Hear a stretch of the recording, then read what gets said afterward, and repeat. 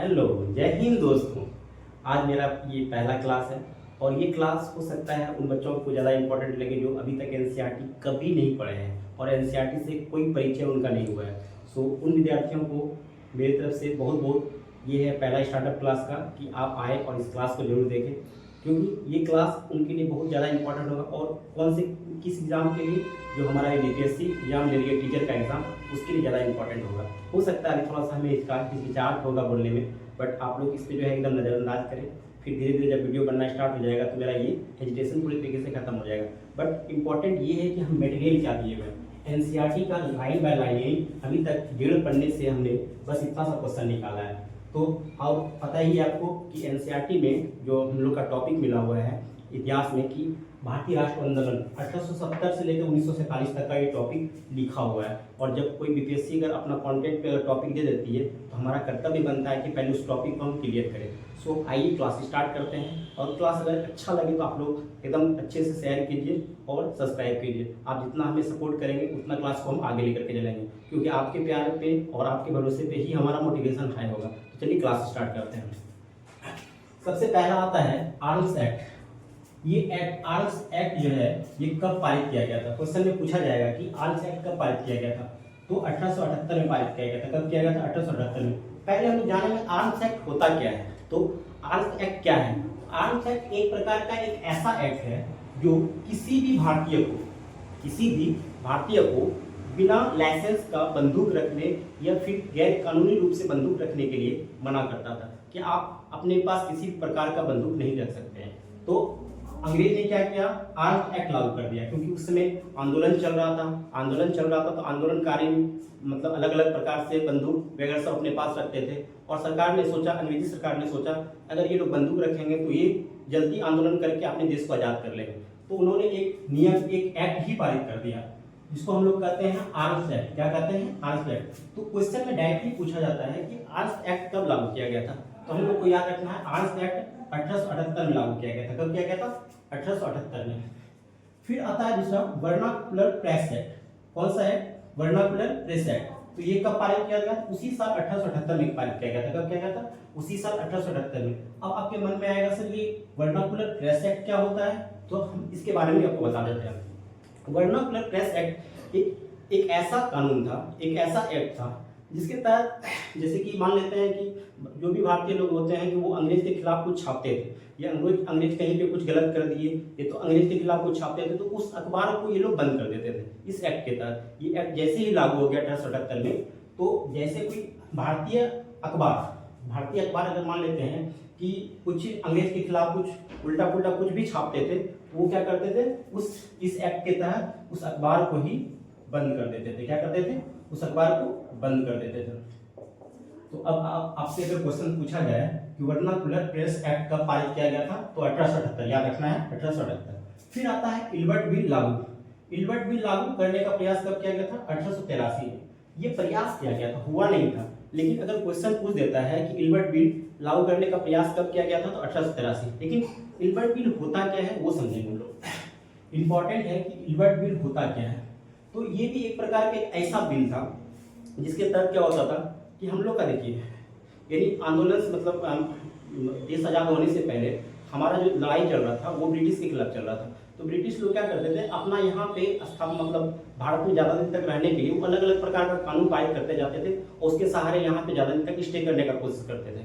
तो इसमें क्या होता था, एक बिल उन्होंने लाया, इल्बर्ट बिल। इल्बर्ट बिल क्या होता था? इस बिल के तहत में होता था कि कुछ गलती आप भी करते हैं और कुछ गलती ब्रिटिश भी करते थे, यानी कुछ गलती ब्रिटिश कर रहे हैं और कुछ गलती भारतीय कर रहे हैं। लेकिन अगर फिर वो जाते थे कहाँ? कानून के पास अपना हक मांगने के लिए कि हाँ हमने कम गलती किया है तो हमें कम सजा मिलनी चाहिए। लेकिन वो नहीं, यहाँ पे वो क्या करते थे, अंग्रेज को सजा नहीं देते थे और उसके बदले में भारतीय को सजा मिल जाता था। यानी एक तरह से भारतीय के साथ न्याय नहीं होता था। एक तरह से न्याय के संबंधित ये लागू था, ये नियम था जिसको हम लोग इल्बर्ट बिल कहते थे। इसके तहत कोई भी भारतीय को सही से न्याय नहीं मिल पाता था। तो इसमें अगर कभी पूछा जाएगा कि इल्बर्ट बिल कब लागू किया गया था, तो क्या बोलना है? 1883। फिर आता है भारतीय राष्ट्रीय कांग्रेस। भारतीय राष्ट्रीय कांग्रेस की स्थापना कब किया गया था? तो 1885 में किया गया था। कब किया गया था? 1885 में। और स्थान अगर पूछे आपसे कि स्थान कब कहाँ था, तो बम्बई याद रखना। कहाँ रखना है? बम्बई। उसके बाद 72 प्रतिनिधियों ने इसमें भाग लिया था। स्टार्टिंग के पीरियड में जब भारतीय राष्ट्रीय कांग्रेस की स्थापना हुई थी 1885 में, उसमें 72 प्रतिनिधियों ने इसमें भाग लिया था। कितने प्रतिनिधियों ने? 72 प्रतिनिधियों ने। जो जो बात हम इंपॉर्टेंट कर रहे हैं और जहाँ पे हम टिक लगा रहे हैं वो इंपॉर्टेंट है एग्जाम की दृष्टि से, क्योंकि वर्ष हमेशा कई एग्जामों में ये वर्ष पूछा गया है कि भारतीय राष्ट्रीय कांग्रेस की स्थापना कब हुई थी। 1885 में हुआ था। स्थान भी बहुत ज्यादा पूछ लेता है कि कब हुआ था, किस जगह पे हुआ था, तो बम्बई हुआ था। और कितने व्यक्ति यानी कितने मतलब नेता ने भाग लिया था, प्रतिनिधियों ने भाग लिया था? 72। ये संख्या भी बहुत ज्यादा इंपॉर्टेंट है। और चौथा क्वेश्चन इंपॉर्टेंट है कि अध्यक्ष उस समय कौन थे? तो डब्ल्यू.सी. बनर्जी थे। ये क्वेश्चन कभी कभी पूछते हैं कि प्रारंभिक नेता उस समय के कौन थे। अभी बीपीएससी का ट्रेनिंग मतलब क्वेश्चन है बनाने का तरीका कि 4 ऑप्शन देते हैं, 5वें ऑप्शन में एक से अधिक पूछ देते हैं।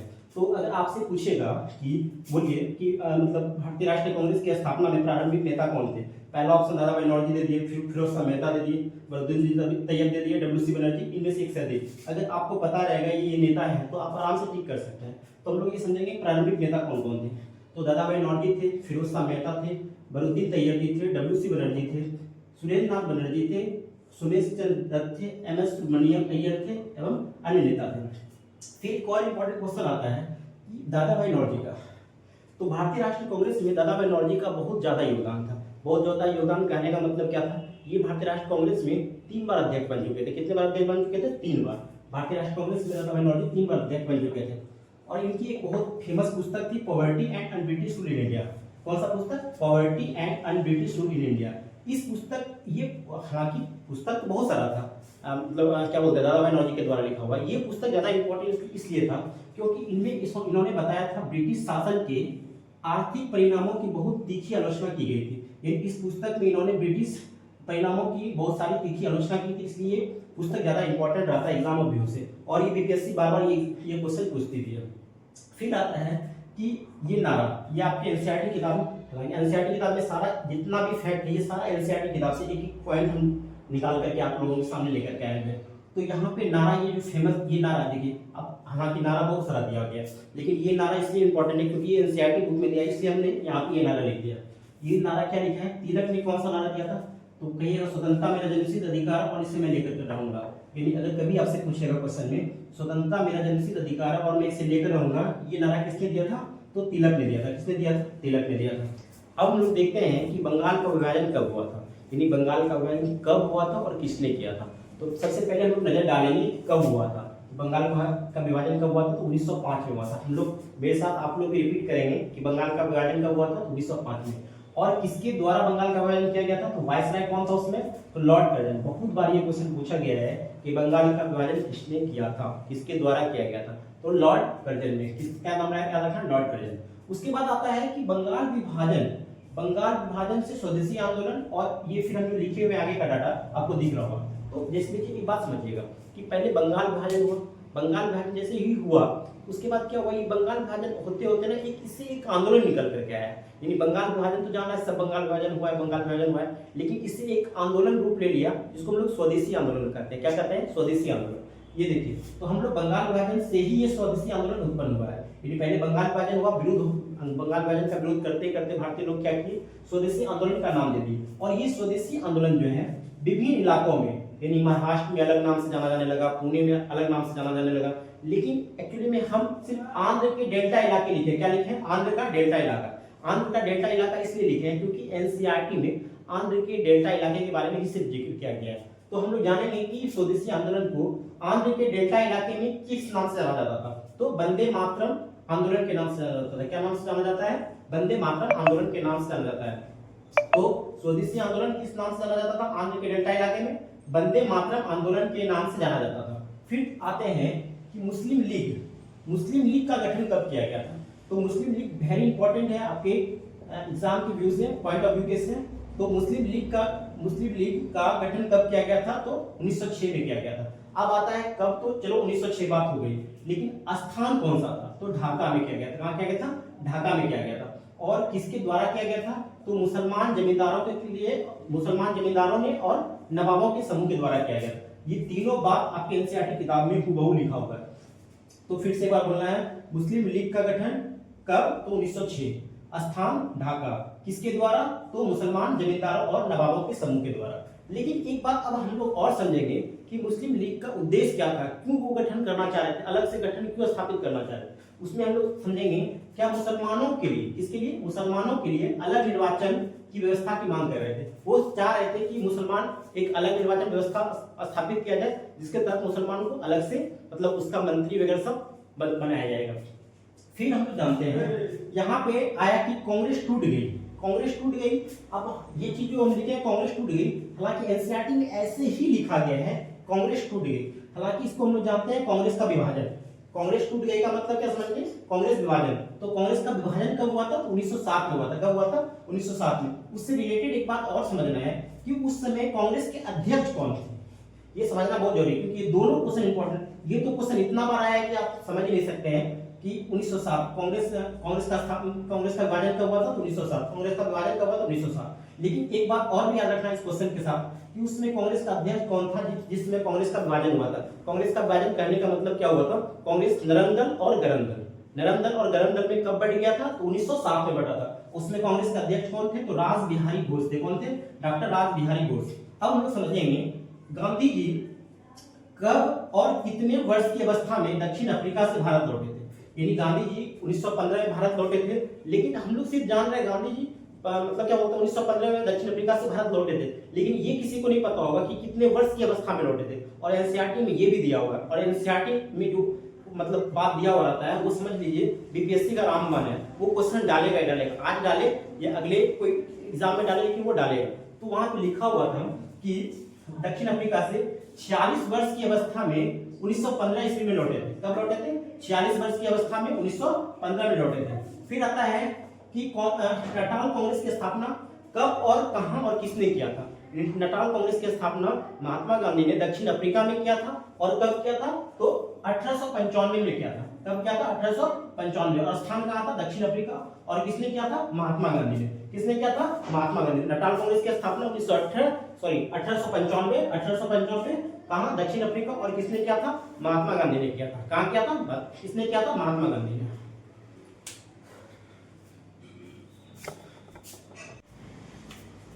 अब हम लोग देखेंगे आगे कि स्वदेशी आंदोलन में नारे लगाए गए थे। यानी स्वदेशी आंदोलन जो हुआ था, हम लोग बात की स्वदेशी आंदोलन के बारे में, तो स्वदेशी आंदोलन में विभिन्न प्रकार का मतलब आंदोलन में नारे लगाए गए थे। वो कौन कौन से आंदोलन थे, वो महत्वपूर्ण एग्जाम के पॉइंट ऑफ व्यू से। सो अब हम देखेंगे इसमें क्या है, कौन कौन सा वो नारे लगाए गए थे। तो पहला तो बताए थे कि आंध्र के डेल्टा इलाके में कौन सा आंदोलन, ये नारे लगाए गए थे, वंदे मातरम आंदोलन, ये नारे लगाए गए थे, सॉरी माफ कीजिएगा। फिर विभाजन नहीं चाहिए, कौन सा नारा, विभाजन नहीं चाहिए। फिर था बंगाल एक है। यानी स्वदेशी आंदोलन में विभिन्न प्रकार के नारे लगाए गए थे, इसमें थे वंदे मातरम, विभाजन नहीं चाहिए, बंगाल एक है। फिर आता है कि अहमदाबाद के करीब साबरमती आश्रम, यानी अहमदाबाद में साबरमती आश्रम की स्थापना किसने किया था, तो महात्मा गांधी ने किया था। यानी अगर आपसे क्वेश्चन में पूछ दे कि अहमदाबाद में साबरमती आश्रम का स्थापना किसने किया था, तो किसने किया था, महात्मा गांधी ने किया था। तो अहमदाबाद में साबरमती आश्रम का स्थापना किसने किया था, महात्मा गांधी ने किया था। फिर आता है बिहार के किस नेता ने गांधी जी को चंपारण आने के लिए प्रेरित किया था। गांधी जी को चंपारण आने के लिए बिहार के किस नेता ने प्रेरित किया था, वो राजकुमार शुक्ल थे। कौन थे, राजकुमार शुक्ल थे। लेकिन राजकुमार शुक्ल कहाँ उन्हें मतलब वो किए थे कि आप यहाँ पे आइए बिहार में चंपारण में, और एक नील का खेती के लिए जो मतलब वो कठिया प्रथा था उसको समाप्त करना है। तो वो कहाँ पे आकर के महात्मा गांधी को बोले थे, 1916 के लखनऊ अधिवेशन में। कहाँ बोले थे, स्थान क्या था, कांग्रेस का लखनऊ अधिवेशन हो रहा था 1916 में। वहां पे राजकुमार शुक्ल आते हैं और गांधी जी से कहते हैं, गांधी जी हमारे बिहार में चलिए, जहाँ पे तिनकठिया प्रथा आप ही एक आदमी है जो समाप्त कर सकते हैं। सो वहां पे आइए, और वहां पे तिनकठिया प्रथा जो चल रहा है, तिनकठिया प्रथा क्या था, तो मतलब क्या बोलते हैं 20 कट्ठा खेती पे 3 कट्ठा खेती के मतलब हिस्से पे जो है अंग्रेज के द्वारा वहां पे नील का खेती करवाया जाता है। और आपको पता है कि नील का खेती जिस जगह पे किया जाएगा वो जगह क्या होता था, बंजर हो जाता था। तो राजकुमार शुक्ल ही थे व्यक्ति जो महात्मा गांधी को बिहार आने के लिए प्रेरित किए थे। तो याद रखना है कि गांधी जी को चंपारण आने के लिए प्रेरित किसने किया था, तो राजकुमार शुक्ल ने किया था। किसने किया था, राजकुमार शुक्ल ने। ये क्वेश्चन बहुत बार पूछ चुका है एग्जाम में कि किसने किया था प्रेरित, राजकुमार शुक्ल। और कब किया था, 1916। और स्थान क्या था, कांग्रेस के लखनऊ अधिवेशन में। अब आते हैं महात्मा गांधी जी द्वारा सत्याग्रह का पहला प्रयोग कहाँ किया गया था? तो 1917 में किया गया था। कब किया गया था? 1917 में। कहाँ? तो चंपारण, बिहार। जो बिहार में चंपारण पड़ता है वहां पे किया गया था। उद्देश्य क्या था? तीन कठिया प्रथा को समाप्त करना है। क्या करना है? तीन कठिया प्रथा को समाप्त करना है। महात्मा गांधी जी के द्वारा और भी अन्य नेता थे जो जिन्होंने चंपारण सत्याग्रह में भाग लिया था। वो नेता भी कभी कभी पूछ लिया जाता है एग्जाम में, मतलब वही 2-3 ऑप्शन में दे करके एक कोई और अन्य नेता का नाम दे दिया जाएगा, उसने पूछ से कहा कि चंपारण सत्याग्रह में महात्मा गांधी के साथ किसने किसने भाग लिया था। तो आप अगर इस नेता के बारे में अगर नहीं जानेंगे तो वहां पे कंफ्यूज कर सकते हैं। 2005 बार इस वीडियो को रिपीट करके देखेंगे तो इस नेता का आपको नाम दिमाग में रह जाएगा। तो नेता कौन कौन थे? राजेंद्र प्रसाद थे, ब्रिज किशोर प्रसाद थे, महादेव देसाई थे, जेबी कृपलानी थे, नरहरि पारिक थे और मजरूल हक एवं एनजी रंगा थे। कौन कौन से? एक बार फिर से बोलते हैं लोग। राजेंद्र प्रसाद, ब्रिज किशोर प्रसाद, महादेव देसाई, जेबी कृपलानी, नरहरि पारिक, मजरूल हक, एनजी रंगा। ये नेता थे जो इन्होंने क्या किया था? महात्मा गांधी को चंपारण सत्याग्रह में भाग लेने में इन्होंने भी सहयोग किया था। इन नेता का नाम जरूर याद रखना है। फिर हम लोग आते हैं नेक्स्ट में कि जलियांवाला बाग हत्याकांड कब हुआ था? तो बैसाखी के दिन हुआ था, 13 अप्रैल 1919 को। कब हुआ था? बैसाखी के दिन 13 अप्रैल 1919 को। आखिर जलियांवाला बाग हत्याकांड हुआ क्यों था? देखिए, बात कुछ ऐसा था कि सत्यपाल मलिक और दो नाम याद रखना है, सत्यपाल मलिक और एक सैफुद्दीन, डॉक्टर सत्यपाल और सैफुद्दीन का गिरफ्तारी किया गया था अंग्रेज के द्वारा। और इसकी गिरफ्तारी के बाद जो था वहां का जो भी आदमी था उन्होंने ना विरोध करना स्टार्ट कर दिया था, जनसभा करना स्टार्ट किया था। तो जनसभा करने के लिए जो है जनसभा जो किए थे उसमें ही आर.एच. डायर, कौन? General R H. डायर ने गोली चलाने का आदेश दे दिया। क्या हुआ? गोली चला। अभी हम मतलब जलियांवाला बाग हत्याकांड पे ज्यादा बात इसलिए नहीं मतलब वो कर रहे हैं, क्या बोलते हैं, डिस्क्राइब इसलिए नहीं कर रहे हैं क्योंकि जितना बात एनसीईआरटी में लिखा गया है उतना ही बात हम आपको डिलीवर कर रहे हैं, समझा रहे हैं। इसलिए जितना बात लिखा उतना भी, और नेक्स्ट वीडियो जब बनेगा जलियांवाला बाग हत्याकांड पे हम पूरा वीडियो बनाएंगे। तो अभी जितना बात लिखा हो उस पर गौर करके ध्यान देना है। तो जलियांवाला बाग हत्याकांड कब हुआ था? 13 अप्रैल 1919 को हुआ था। कब हुआ था? 13 अप्रैल 1919 को। और क्या हुआ था? सत्यपाल मलिक और सैफुद्दीन किचलू, इसकी गिरफ्तारी के विरुद्ध में ही वहां पे क्या हुआ था? आर.एच. डायर, कौन? आर.एच. डायर, याद रखना। आर.एच. डायर ने गोली चलाने का क्या कर दिया था? आदेश दे दिया था। फिर अंग्रेजी सरकार ने, अब पता है कि जलियांवाला बाग हत्याकांड में कितने व्यक्ति मारे गए थे? तो अंग्रेज सरकार के अनुसार से जलियांवाला बाग हत्याकांड में 379 व्यक्ति मारे गए थे। कितना? 379 व्यक्ति मारे गए थे। लेकिन कांग्रेस के अनुसार, यानी कांग्रेस समिति के अनुसार वहां पे 1000 व्यक्ति मारे गए। कितने व्यक्ति मारे गए थे?